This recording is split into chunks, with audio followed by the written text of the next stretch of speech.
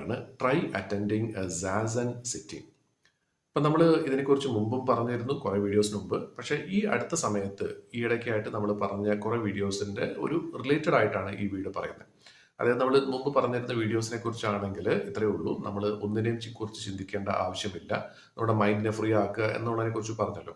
അപ്പം ആ ഒരു അവസ്ഥയിലേക്ക് എത്താനായിട്ട് നമുക്ക് തീർച്ചയായിട്ടും പ്രയോജനപ്പെടുത്താൻ പറ്റുന്ന, ഉപയോഗിക്കാൻ പറ്റുന്ന ഒരു കാര്യമാണ് സാസൻ എന്ന് പറയുന്നത്. സാസൻ എന്ന് പറഞ്ഞാൽ വേറൊന്നുമില്ല, കണ്ണുകൾ അടച്ച് സുഖമായിട്ടുള്ള ഒരു പൊസിഷനിൽ ഇരുന്ന് നട്ടെല്ല് നിവർത്തി വെച്ചിരുന്നിട്ട് നമ്മുടെ എന്താ പറയുന്നത്, ശ്വാസം വളരെ അഗാധമായിട്ട് ഉള്ളിലേക്ക് എടുക്കുകയും അതേപോലെ തന്നെ പതുക്കെ അത് പുറത്തേക്ക് വിടുന്ന ഒരു പ്രൊസീജിയറാണ്. ഇത്രയേ ഉള്ളൂ, അതല്ലാതെ അതിനപ്പുറം വേറൊന്നുമില്ല. പക്ഷെ ഇങ്ങനെ ചെയ്യുന്ന സമയത്ത് തീർച്ചയായിട്ടും നമ്മുടെ ആ ബ്രത്തിൽ, ആ ഒരു ശ്വാസത്തിൽ നമ്മൾ എന്താ പറയുന്നത്, ഫോക്കസ് ചെയ്യുന്ന സമയത്ത് നമ്മുടെ മനസ്സിന്റെ മറ്റൊരു തലത്തിലേക്ക് എത്താൻ സാധിക്കും എന്നുള്ളത് തന്നെയാണ് സത്യം. ഇത് നമുക്ക് എങ്ങനെ വേണമെങ്കിലും നമുക്ക് പഠിച്ചെടുക്കാവുന്നതാണ്. ഓൺലൈനായിട്ടാണെങ്കിലും ചെയ്യാം, എന്താണെങ്കിലും ചെയ്യാം. പക്ഷെ ഇവിടെ പറയാൻ പോകുന്ന ഒരു വളരെ പ്രധാനപ്പെട്ട കാര്യം എന്ന് വെച്ചാൽ, തീർച്ചയായിട്ടും ഒരു ഗുരുവിന്റെ സാന്നിധ്യത്തിൽ വേണം ഇത് ആദ്യം പഠിച്ചെടുക്കാനായിട്ട്.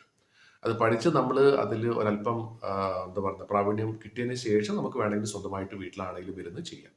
പക്ഷെ ആദ്യമായിട്ട് ഇത് പഠിക്കുമ്പോൾ തീർച്ചയായിട്ടും ഒരു ഗുരുവിന്റെ സാന്നിധ്യത്തിൽ വേണം ചെയ്യാൻ.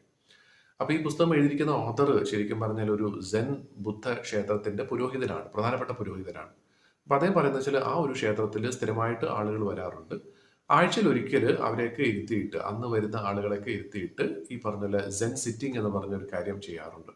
വേറൊന്നുമല്ല, അവർക്കെല്ലാം അദ്ദേഹം പറഞ്ഞു കൊടുക്കും എന്ത് ചെയ്യണം എന്നുള്ളത്. അതിനെ കേട്ടിട്ട് അതേപോലെ ചെയ്യുക എന്നുള്ളത് മാത്രമേ ഉള്ളൂ. അപ്പൊ എത്ര സമയം വേണം, തുടക്കത്തിൽ എത്ര സമയം വേണം, പിന്നീട് എത്ര വേണം എന്നൊക്കെ അദ്ദേഹത്തിന് അറിയാം കൃത്യമായിട്ട്. അപ്പൊ അങ്ങനെ ശരിക്കും പറഞ്ഞാൽ ഒരു ഗുരുവിന് മാത്രമേ നമ്മളെ ഗൈഡ് ചെയ്യാൻ പറ്റൂ. അപ്പൊ അങ്ങനെ പഠിപ്പിച്ചു കൊടുക്കുന്ന ആരെങ്കിലും ഒന്ന് കണ്ടുപിടിച്ച്, അത് സാസൻ തന്നെ വേണം നിർബന്ധമില്ല, ഇതുപോലെ ധ്യാനം പഠിപ്പിച്ചു തരുന്ന ആരെങ്കിലും നമുക്ക് അറിയാമെങ്കിൽ അവരെ ഒന്ന് സമീപിച്ച് അവരുടെ സാന്നിധ്യത്തിൽ ഈ ഒരു കാര്യം ഒന്ന് പഠിക്കുക. അങ്ങനെ പഠിക്കുമ്പോൾ തീർച്ചയായിട്ടും ഉടനെ അല്ലെങ്കിലും കുറച്ച് കാലം കഴിയുമ്പോഴത്തേക്കും നമുക്ക് വേറൊരു ലെവലിലേക്ക് നമുക്ക് ചിന്തിക്കാനും നമ്മുടെ മനസ്സിനെ കൊണ്ടുപോകാനായിട്ട് നമുക്ക് തീർച്ചയായിട്ടും സാധിക്കും.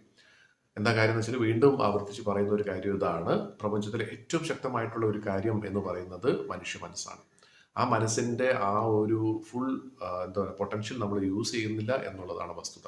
അപ്പൊ അത് യൂസ് ചെയ്യാനായിട്ടുള്ള ഒരു വഴിയാണ് ഈ ധ്യാനം എന്ന് പറയുന്നത്. പക്ഷെ ഒരുപാട് സമയം അതിനുവേണ്ടി ചെലവഴിക്കേണ്ട ആവശ്യമില്ല. ഓരോ ദിവസവും കുറച്ച് സമയമായിട്ട് നമ്മൾ അതിനു വേണ്ടി ഒന്ന് ചെലവഴിക്കാം.